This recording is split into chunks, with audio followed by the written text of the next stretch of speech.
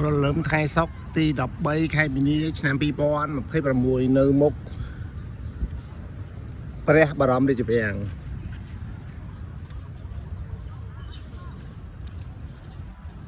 សួនច្បារព្រះករុណាព្រះបាទសម្ដេចព្រះបរមនាថនរោត្តមសីហនុរាជាព្រះស្រីលោកធម្មករាជ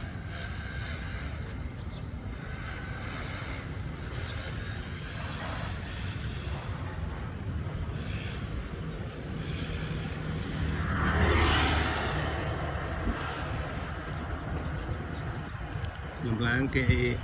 សម្អាតសត្វឈើជ្រូកទលីតិចតួចហើយបងប្អូនកងកម្លាំងក៏ជិះល្បាតមើលត្រៀមទទួលភ្ញៀវទេសចរតែមិញឃើញមានឡានដូចជា2-3ឡានក្រុងấyចូលមកទស្សនាជ្រុងដែលព្រះបរមរាជវាំងអញ្ញាតឲ្យព្រះអង្គដងកើ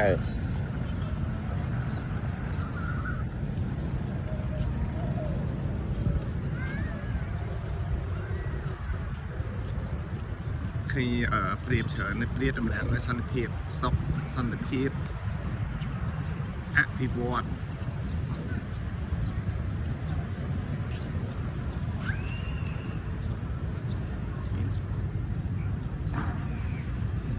ខ្ញុំភ្លេចឈ្មោះhouse ព្រះខ្ញុំមកនោះអត់ចាញ់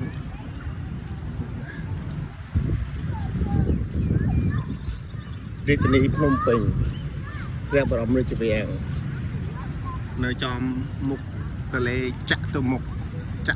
ប្រហែលទន្លេបុកមុំ4គុំគ្នា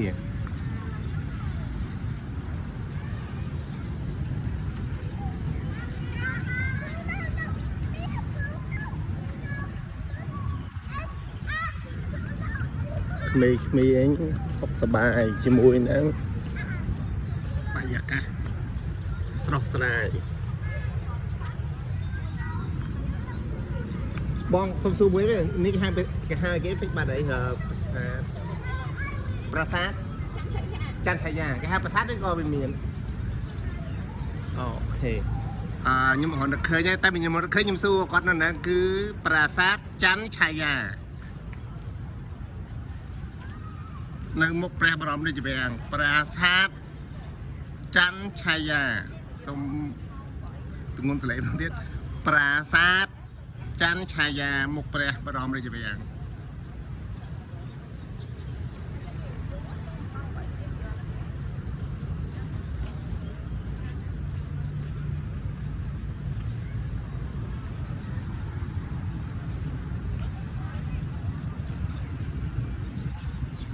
ខ្ញុំដើរទៅវាលព្រះមេនកន្លែងដែលរៀងរាល់ឆ្នាំគេមានកម្មវិធីច្រត់ព្រះនង្គ័លហើយនៅខាងវាលព្រះមេនហ្នឹងមានសារមន្ទីរជាតិមកដើរចិត្តព្រៀប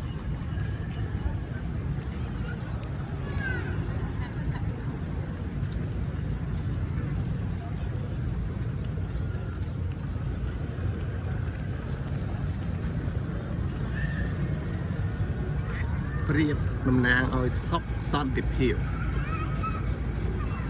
មានសន្តិភាពទៅមានការអភិវឌ្ឍ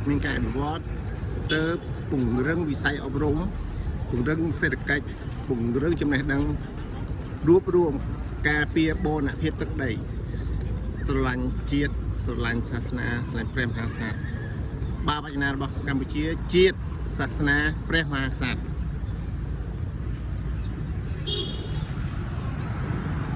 ខ្ញុំតែខ្ញុំរៀងក្លិកទូរស័ព្ទក៏ឲ្យជាប់មុខឯជនមកគេពីព្រោះគ្រួសារមានវិន័យប្រទេសមានច្បាប់អញ្ចឹងយើងទៅគោរពសូមឲ្យយើងថតរូបថតអីហ្នឹងយើងព្យាយាមកុំឲ្យថតចូលមកគេពួកនេះជាឯកជនបុគ្គលហើយស្រុកយើងក៏គោរព ច្បាប់គ្រប់ឋានានុក្រមនេះវាប្រមែន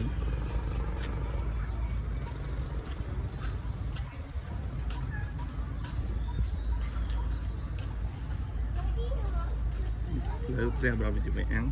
ឃើញបរទេសចាប់ដើមមើលនេះខ្ញុំអាចមើលគូបានទេព្រោះនៅចិត្តព្រះបរមរាជវាំងគេឲ្យថតខ្ពស់គេឲ្យមានបង្ខំត្រូនឬអី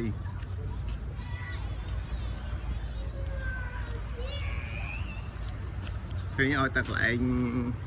សំខាន់មកក្នុងរដ្ឋាភិបាលឬក៏កន្លែងសំខាន់របស់ទីធំគឺមានរូបរាជសីស្ដេចតោបើខាងនេះខ្ញុំអត់ច្បាស់ជាងខ្ញុំអត់ហ៊ាននិយាយហើយបើអ្នកដឹងជួយប្រាប់ផង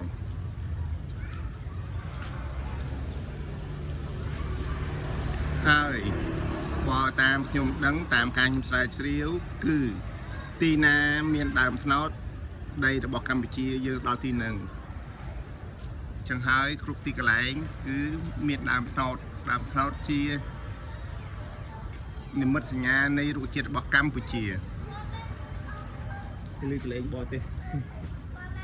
Good morning សួស្តី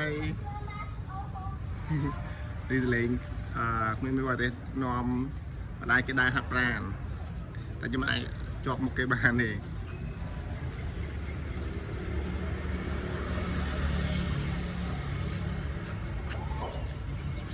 ព្រះចៅក្រុងកម្ពុជា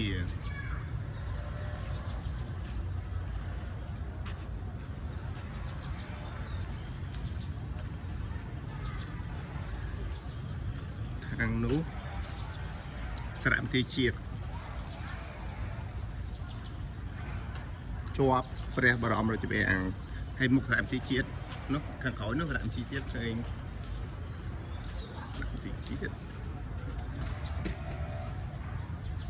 សារមន្ទីរជាតិកន្លែងនេះវាប្រមែនអូខេនៅគ្នាបរទេសមិញហ្នឹងព្រះសង្ឃចាប់ដើមគាត់និមន្តមើលនោះមើលនេះដូចគ្នា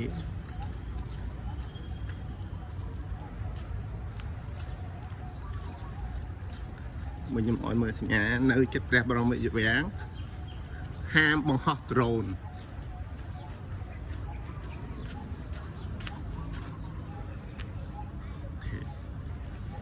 ជើងខ្ញុំគេទៀតសារមន្ទីរជាតិមើលទៅដូចជា